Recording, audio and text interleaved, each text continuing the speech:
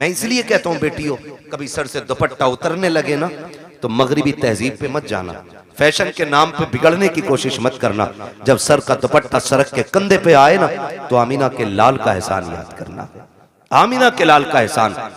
खुदा की कसम आज दिल दुखता है, लोग तालीम के नाम पे कहते हैं कि हमारी आजादी हमारा हक है, हम अपनी आजादी के साथ जी सकते हैं, दुपट्टा किसी की जिम्मेदारी से हम नहीं ओढ़ेंगे।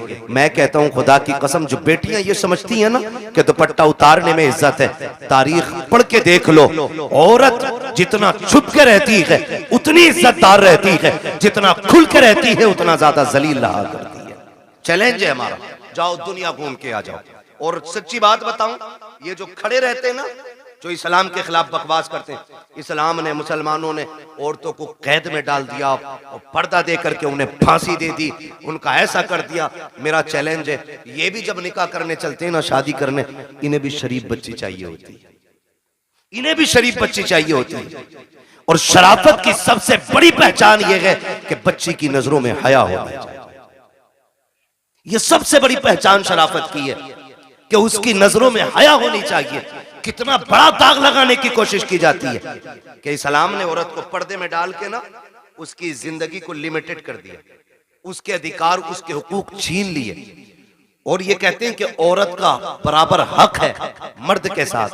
क्या बराबरी का हक है? तो लोगों का कहना यह है कि जैसे मर्द मजदूरी करता वैसे औरत भी मजदूरी करे। ये नजरिया कि अगर रोडवेज मर्द कंडक्टर है तो औरत भी होनी चाहिए, मर्द ड्राइवर है तो औरत भी होनी चाहिए, का ये बराबर का अधिकार है। मैं कहता हूं गैरत आनी चाहिए। कहा क्यों? कहा तुम हमारे इस्लाम के बारे में क्या जानो? इस्लाम वो खूबसूरत मजहब है जिसने पूरी इंसानियत के मुकम्मल हुकूक का ख्याल रखा है, एक एक हक का ख्याल रखा है। लोगों ने कहा कि इस्लाम ने औरत को पर्दे में रख के पाबंद कर दिया, वो घर के अंदर 4 लोगों का खाना बनाए। मैंने कहा तुम इसे गुलामी कहते हो, आओ तुम्हारी आजादी बताऊं। कहा आजादी किसे कहते? कि लड़की खुल के जिंदगी जिए, जो चाहे ड्यूटी करे, उसका भी सर्विस करने का हक है। मैंने कहा चल ठीक, हम लोग अक्सर फ्लाइट एयरवेज वगैरह जाना रहता है, आप जाकर के देखो वो तमाशा औरत का बनाया गया है। हर जगह पे आपको लड़की खड़ी मिलेगी, हर जगह पे। मुल्क के अंदर लाखों नौजवान बेरोजगार टहल रहे हैं, उन्हें एक वक्त की रोटी देने के लिए तैयार हम नहीं है। किसी को पढ़े लिखे IAS IPS पकौड़ियां तलने के लिए तैयार है, लेकिन नौकरी मिलने को तैयार नहीं है। बेटियों के हुकूक के लिए लड़ने वालों, कौन से हक की बात करते हो? आपने लेकर के एक छोटी सी दुकान से हवाई जहाज तक बच्चियों को ले जाके खड़ा कर दिया और बात करते हो हमने इज्जत दी है। मैं तारीख के हवाले में ये बात कहना चाहता हूँ, जिम्मेदारी के साथ कहता हूँ, जाओ जाकर के किसी भी फ्लाइट को देख लो, एक फ्लाइट के अंदर कम से कम 350 बंदे बैठा करते हैं, और उसके अंदर उनकी देखभाल के लिए 3 से 4 बच्चियां होती है। 350 लोगों को सुबह से शाम तक पानी पिलाना, और उनकी ड्यूटी में ये लाजिम होता है तुमसे कोई किसी भी तरह बात करे, तुमको उनसे मुस्कुरा के बात करनी है। किसी के लहजे का भी, गलत लहजे का भी जवाब तुम्हें सख्ती से नहीं देना है, वरना तनख्वाह काट ली जाएगी। साहिब किस आजादी की बात करते हो? जिसने बेटियों से कपड़ों का हक छीन लिया तुम उसे आजादी कहते हो, जिसने उसकी इज्जत का हक छीन लिया तुम उसे आजादी कहते हो। 4 बच्चियां 350 लोगों की नौकरी कर रही है, तुम उसे आजादी कहते हो। यह आजादी नहीं है, यह गुलामी है। आजादी ये है कि 4 भाइयों की एक बहन हो, अपने भाइयों को इज्जत से खाना खिलाए, लेकिन खुदा की कसम किसी की मां ने दूध नहीं पिलाया है कि उस बहन की तरफ कोई नजर बिगाड़ के देख भी सके। इसलिए कि इज्जत के रखवाले रब ने 4 भाई दिए हैं, और तुम इज्जतें लूट के आजादी देते हो। इस्लाम इज्जतें दे के बेटियों को आजादी अता फरमाता है। नारे तकबीर, नारे रिसालत, नारे गौसियत, मसलके आला हजरत उलमाए अहले सुन्नत हजरत अल्लामा मुफ्ती हम्माद साहिब क़िबला मुरादाबादी। नारे तकबीर, नारे। ये आजादी हमारे इस्लाम ने दी है। वो 4 लोगों का बना रही, बताओ 4 लोगों का खाना मुश्किल है या 400 लोगों का? बोले 400। और घर में बहन के तेवर देखे आपने? उसने पोछा लगाया और जूता पहन के आ जाना, फिर बड़े हो या छोटे खैरियत नहीं है। बिस्तर अगर बहन ने लगा दिया तुम कूद के बैठ जाना, चादर अगर सिमट गई तो खैरियत नहीं है। झाड़ू लेके पीछे भागे तो कम, जूता लेके पीछे भागे तो कम। बड़ा भी है तो डर रहा है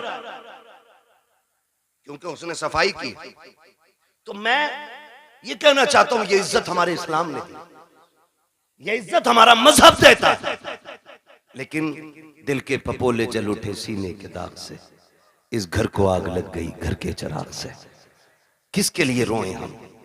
कमी तो हमारी है ना सारी, खतावार तो हम ही है ना कहीं, चूक तो हम ही से हुई है कहीं ना कहीं। मैं कह रहा था मेरी बेटी सर से दुपट्टा उतरने लगे तो बाप की इज्जत को सोचना या मत सोचना वो तेरे लायक और नालायक होने पे डिपेंड करता है, लेकिन तुझ पे लाजिम है जब दुपट्टा उतरने लगे तो एक बार मदीने वाले मुस्तफा के बारे में जरूर सोचना। क्या बात है भाई, उनके बारे में जरूर सोचना जिन्होंने बेटियों को दुपट्टे दिए, बेटियों को दुपट्टे दिए। आज हम अपनी कौम से सिर्फ इतना कहेंगे, हुजूर के दिए हुए किरदार को मजबूती से थाम। मेरे हुजूर आए, कायनात को इज्जत मिली, कायनात को इज्जत मिली, सरकार आए।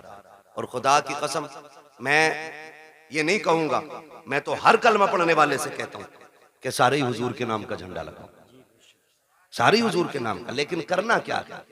हमें तो हम ही खा गए ना, हमें तो हम ही खा गए, वरना दुनिया में ताकत नहीं थी कोई हमें मिटा लेता, औकात नहीं थी कोई हमें घुटनों पे ले आता, हमको हम ही खा गए।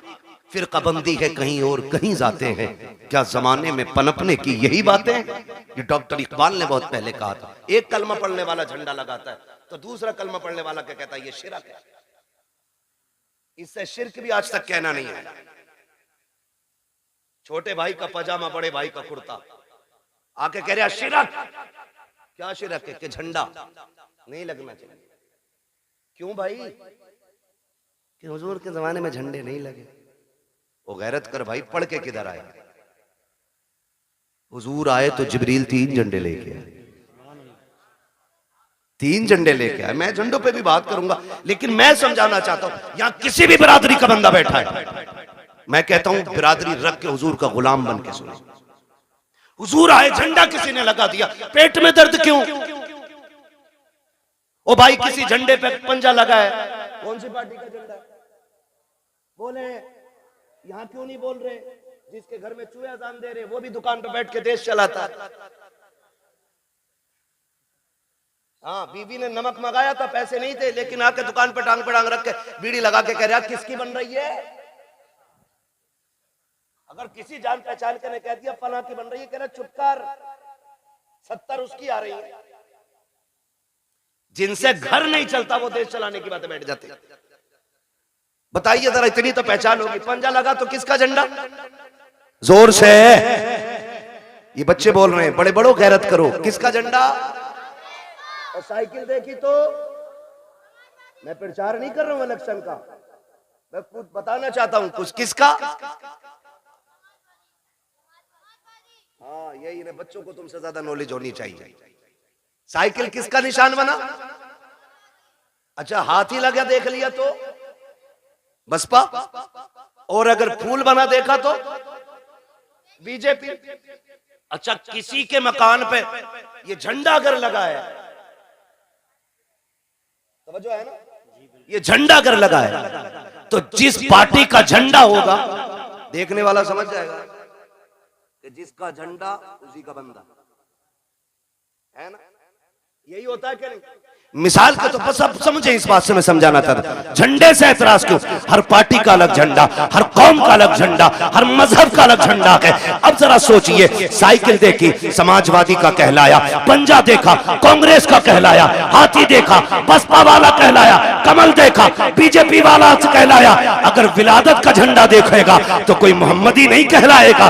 बताओ तो सही, अगर साइकिल लगा के तुम समाजवादी वाले हो सकते हो तो विलादत का झंडा लगा के तुम्हें मोहम्मदी होने में क्या परेशानी होती है? क्या बात है भाई, जिंदाबाद जिंदाबाद।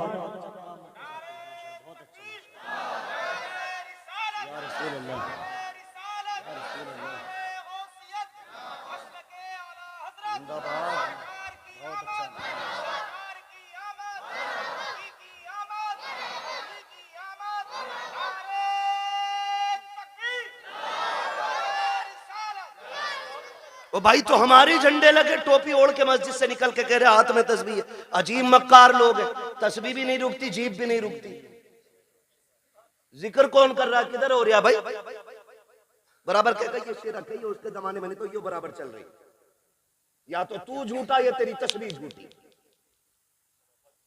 हाँ, तो लंबी लंबी फेंक रहे, आके झंडों में लोग कपड़ा खराब किया था, 3 गरीब बच्चे का दुपट्टा ही बन जाना। खुदा का शुक्र है हम मुस्तफा के मानने वाले। तू गरीब बच्चियों की लिस्ट बना के दे, हम सुन्नी लोग हैं, झंडे भी बराबर लगाएंगे, दुपट्टे भी बराबर बांट लेंगे, है क्या नहीं? हम दुपट्टे भी बांट सकते हैं, झंडे। तुम्हें ये मुसीबत दुपट्टे और झंडों में ही क्यों दिखती? फजूल खर्ची है। ये जो लाइट लगी है ना, ये फालतू थी, ये नहीं लगानी चाहिए थी, नहीं लगानी चाहिए थी। मैं एक बात कहना चाहता हूँ, हुजूर का मिलाद आए तो तुझे लाइट फालतू लगती है, तुझे रोशनी फालतू लगती है, तुझे लाइटिंग गलत लगती है, तुझे झालर झूमर से तेरे पेट में दर्द होता है, तब तुझे गरीब याद आते हैं। जब तेरे बेटे के निकाह का मौका आता है, एक दिन पहले जनरेटर लग जाता, 2 दिन बाद तक चलता है, पूरा घर सजा रहता है, तब तुझे गरीब के बच्चे क्यों याद नहीं आते हैं? जब सुन्नी के दरवाजे पे झंडा लगता है, तब तुझे गरीब बच्चियों के दुपट्टे याद आते हैं। जब तेरे बेटे के निकाह में 1.5 लाख की आतिशबाजी होती है, तब तुझे गरीब की बच्चियां याद क्यों नहीं आती हैं? पता ये चला तुझे हमदर्दी गरीब से नहीं है, तुझे नफरत फजूल खर्ची से नहीं है, तुझे नफरत हुजूर के झंडे से है, और तू ढोंग दिखाता है। खुदा की कसम, हम हुजूर की आमद पे इसलिए रोशनी करते हैं कि सारी कायनात मेरे मुस्तफा के सदक़े में बनाई गई। जिंदाबाद जिंदाबाद। अगर हुजूर की आमद पे नहीं तो फिर कुछ भी। सीधी बात, तेरा बेटा इतना अच्छा हो गया, उसकी शादी पे पूरा घर सजा ले, मेरे हुजूर की आमद हो तो 2 बल्ब ना लगा सके कि नहीं ये किसी ने नहीं मनाया, सहाबा ने मनाया, अबू बकर ने बनाया, उमर ने मनाया, और नीचे है अभी ऊपर चल। ये पूछ क्या नबियों ने मेरे हुजूर का मिलाद किया है कि नहीं किया? मैं कुरान सर पे रख के कसम खा के कह सकता हूं, हजरत आदम से लेके हजरत ईसा तक हर नबी ने मेरे नबी की पैदाइश के तज़किरे की है। सभी ने ये बात मिलाद है क्या समझने की कोशिश करें। हुजूर की आमद की बातों को मिलाद कहा जाता है, यही मिलाद है। कहते ये किसने किया? हजरत आदम से लेकर हजरत ईसा तक। और मैं कहता हूं खुदा की कसम, जैसा मिलाद मेरे रब ने किया वैसा किसी ने किया ही नहीं। और ऊपर चल के देखो ना, और ऊपर चलो, नीचे बैठा बैठा लंबी लंबी हाँ करें नहीं, यहाँ तो एक जगह खड़ा होना था ना। ये जुलूस मोहम्मदी था, जितने हमारे नबी थे उतने तुम्हारे भी तो थे। तुमने ये हंगामे क्यों किए कि ये नहीं होना चाहिए, वो नहीं होना चाहिए? फिर क्या गलत कहा मेरे इमाम ने? यही तो कहा, और तुम पर मेरे आका की इनायत न सही। क्या बात है, जिंदाबाद। नजदियों कलमा पढ़ाने का भी एहसान गया, कम से कम इसीलिए झंडा लगा ले कि ये कलमा मेरे नबी ने दिया है तुझे। बताओ तो सही हमें, 2 अक्टूबर को छुट्टी नहीं होती मुल्क में? क्यों होती है? बोले अल्लाह के बंदो, कभी गए हो नहीं स्कूल, पढ़े हो कभी? गांधी जयंती होती है नहीं, इसलिए गांधी जी की वजह से 2 दिन की छुट्टी रखते हो। 26 जनवरी, 15 अगस्त ये हमारे मुल्क के बड़े दिन है, इन दिनों में छुट्टी होती है। अगर मुल्क के बड़े दिनों में छुट्टी होती है तो फिर क्या कायनात के बड़े दिन की छुट्टी नहीं मनाई जा सकती? जिंदाबाद जिंदाबाद। और खुल के मैं अगली बात करूं, सारे मैं समझ सकता हूं अक्सर पढ़े लिखे लोग हैं, अब तो तालीम से सबका ताल्लुक है, और ना हो तो बच्चे पढ़ाओ जरूर। मारेरा शरीफ का एक नारा लगता है, आधी रोटी खाएंगे बच्चों को, ये हमारी मारेरा शरीफ का नारा है, ठीक है? वो ऐसी खानका है जिस घर का बच्चा बच्चा IAS IPS BUMS MBBS सब आला मयार की गद्दी नशीन लोग हैं। वो खाली तस्वीर लेके नहीं बैठे, काबिल लोग हैं वो कहते हैं आधी रोटी खाएंगे, ये कहो 3 रोटी खाएंगे, बच्चों की कमाई खाएंगे। ये हालात है। लल्ला जा, भूरा गया कमाने, तू भी लग जा। भूरा तो गया, पप्पू भी लगा दिया। हाँ, और फिर जब यही बड़े होकर जराइम की दुनिया में कदम रखते हैं ना, कहते हैं मौलवियों ने बेड़ा गर्क कर दिया, फिर जिम्मेदार मौलवी हो जाता है। इमाम साहब समझाया नहीं था जुम्मे में, तू 18 साल बिगाड़ने में लगा है, इमाम 18 मिनट में संभाल देगा। मेरी समझ में ये जादू नहीं आती। आप अपने बच्चों को बचपन से वक्त दे, उनके 1-1 मिनट का हिसाब लें। हम बड़ी आजादी से जी रहे।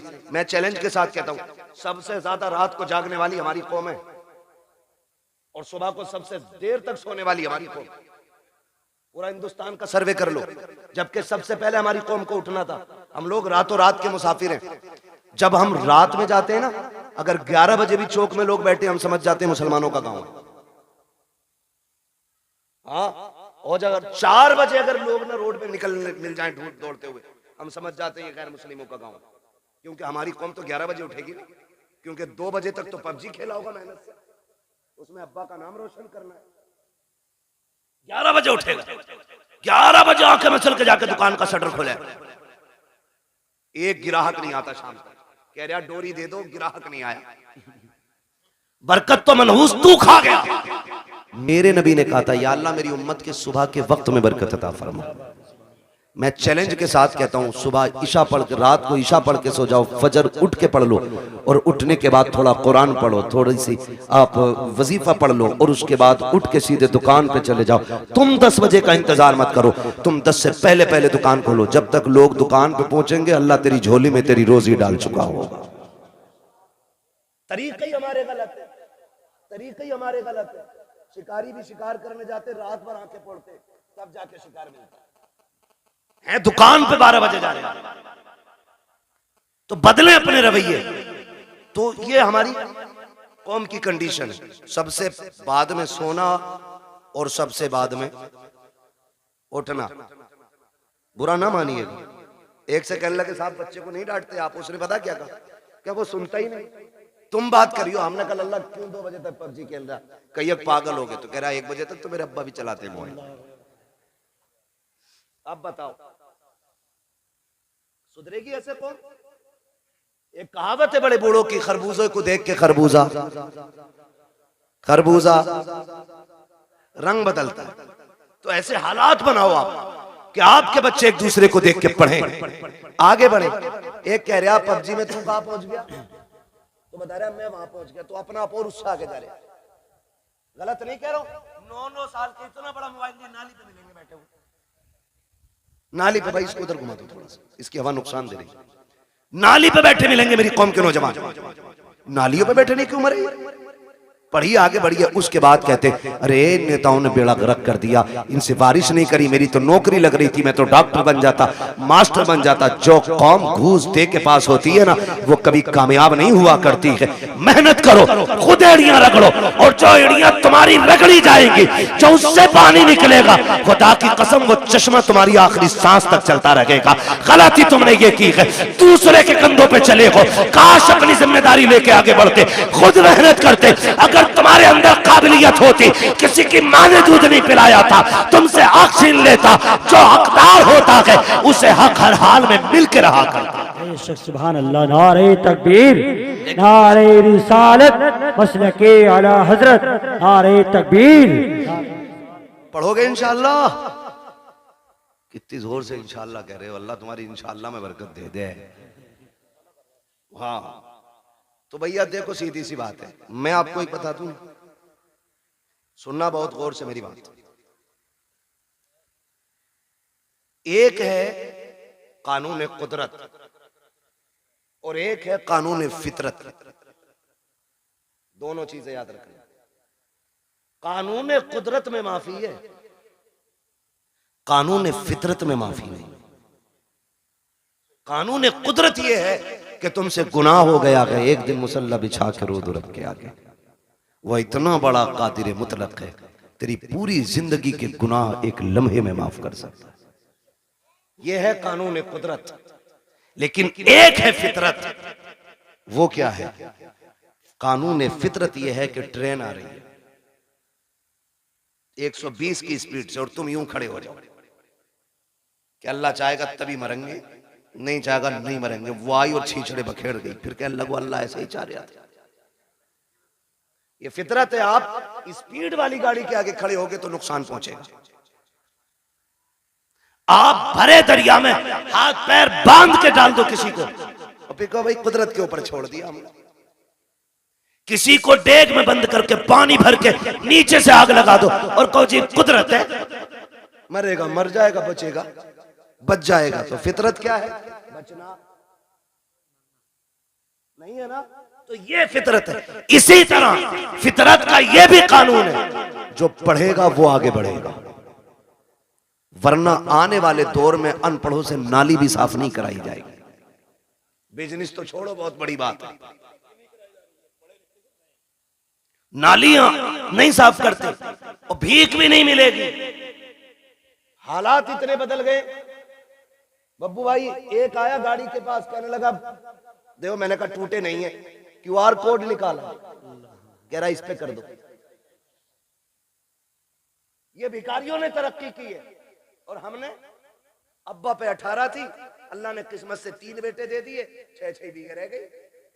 और फिर अल्लाह ने उनको अगर 2 दे दिए, फिर 3-3 रह गई।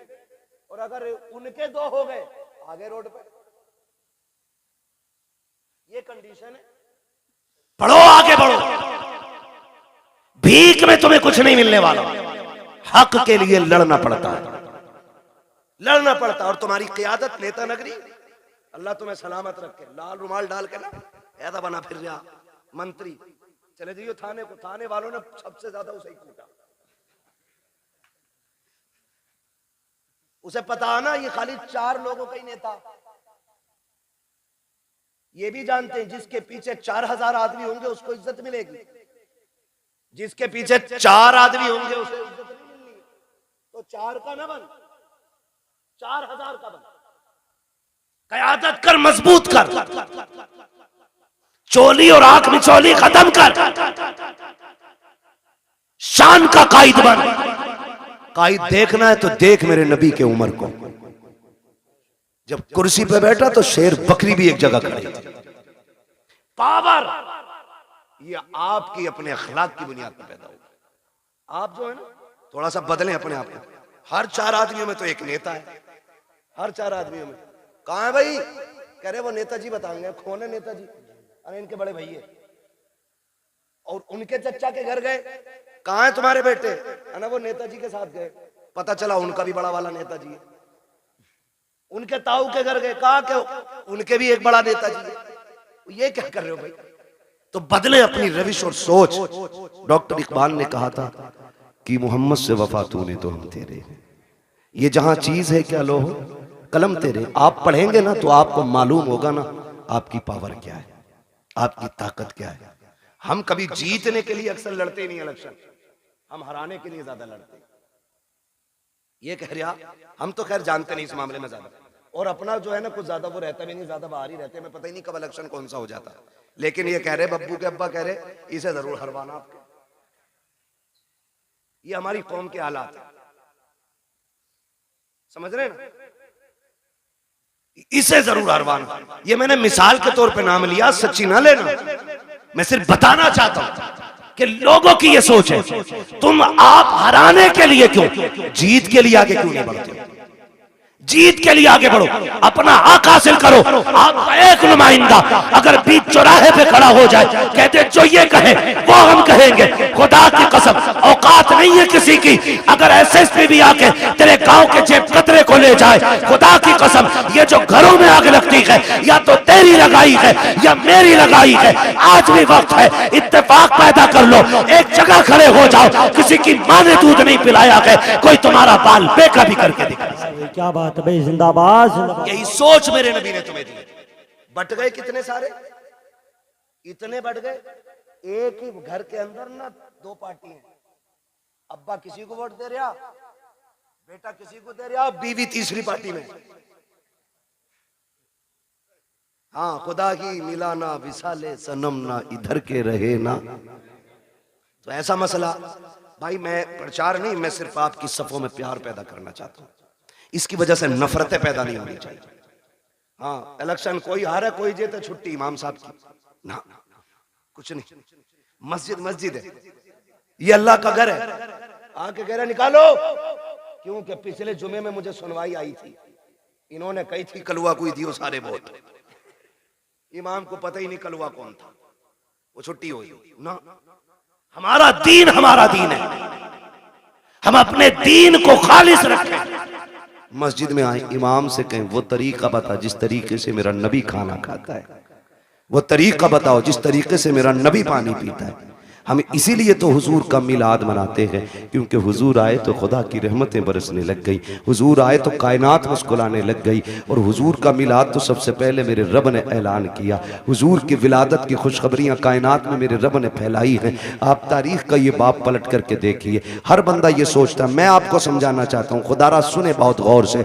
आज ना बड़ी आसानी से जब देखा ना कि दामाद मालदार है तो नसब नहीं देखा, जात नहीं देखी, मजहब नहीं देखा, जाके ना हम डायरेक्ट बेटी डाला है। भाई मजहब तो देख लेता, देखता ये अकीदा है कि बद अकीदा है कि खुश अकीदा है। हम मौलाना पैसे वाला था इसलिए लड़की दे दी, लड़की सुकून से रहेगी। नहीं मेरे भाई, तूने बेटी जहन्नम में झोंक दी है, क्योंकि ये 60 साल फाके से भी कट सकते हैं, लेकिन मरने वाली बात की जो जिंदगी है वो बड़ी मुश्किल हो जाएगी। वो 60 साल की नहीं, वो दायमी जिंदगी है। इसलिए खुदा के वास्ते पैसा देख के बेटी ना दिया करो, दीन देख के बेटी दिया करो, इसलिए कि पैसे के बगैर गुजारे हैं, लेकिन दीन के बगैर गुजारा नहीं हो सकता है।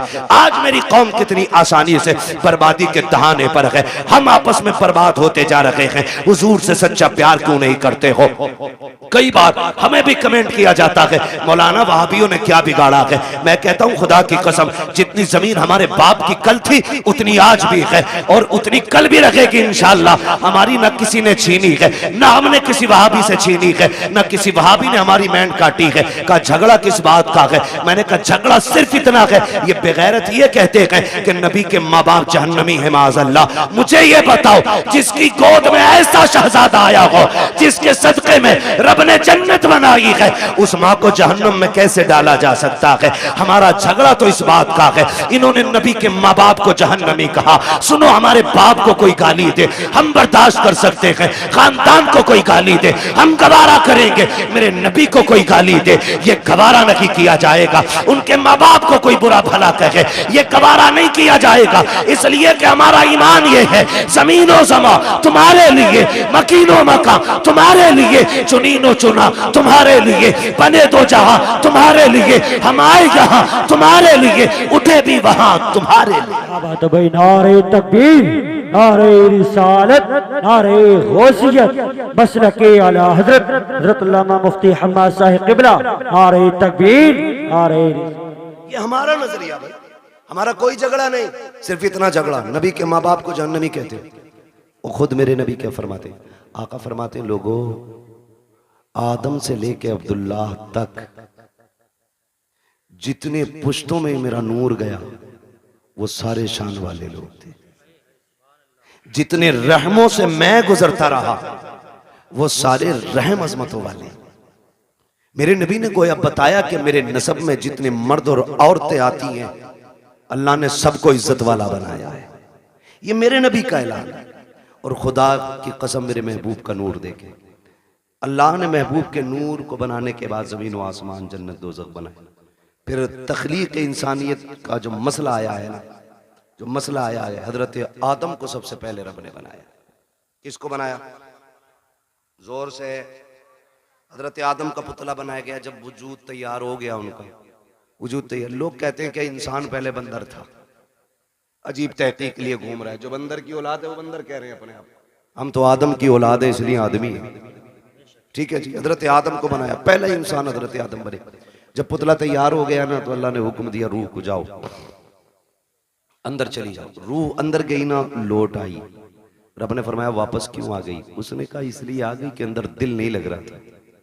मेरे नबी की शान मुलाहिजा करें कि अंदर दिल नहीं लग रहा। तो फिर रब ने फरमाया अच्छा।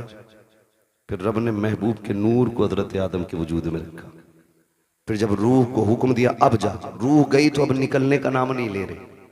कहा क्यों? कहा अब मेरा दिल लगने लगा है, क्योंकि इस वजूद में तेरे महबूब का नूर मौजूद है। हुजूर का नूर ना आदम अलैहिस्सलाम के वजूद में पहले पुश्त में रखा गया। जब पुश्त में था तो सारे फरिश्ते हाथ बांधे रहते। फिर वो नूर मुंतकिल करके पेशानी आदम में आया तो फरिश्ते सामने आ गए। हजरत आदम कहते हैं अल्लाह, ये फरिश्ते कभी पीछे कभी आगे हाथ बांधे रहते हैं, मसला क्या? रब ने फरमाया आदम बात तेरी नहीं, बात मेरे महबूब की है। क्या मतलब? का वो नूर तेरी पुश्त में था तो ये उसकी ज़ियारत के लिए पीछे खड़े रहते थे। जब पेशानी में आ गया ना तो ये सामने आने लगे, तो ये सामने आ गए। कहने लगे अल्लाह मुझे दिखा ना। फिर रब ने वो झलक हजरत आदम के नाखूनों में दिखाई। और हजरत आदम ने जब हुजूर के नूर को देखा ना तो फिर चूम लिया। जब चूम लिया, खुदा का शुक्र है हम आदम की औलाद है, उन्होंने नूरे मोहम्मद देख के चूमा था, हम नामे मोहम्मद सुन के चूम लिया करते हैं। ये हमारा तरीका है। अब वो नूर हजरत आदम से हजरत अब्दुल्लाह तक आया। मुझसे गुजारिश पहले ही हो गई थी कि हुजूर का शजरा भी हो जाए, तो आज चूंकि मौजू भी है, बात भी है, मैं बताऊं कि किन किन जातों को मेरे नबी के नूर ने इज्जत बख्शी है। उसके लिए थोड़ा सा आपको मेहनत करनी पड़ेगी। आप जरा बोल दें सुभान अल्लाह। ऐसा नहीं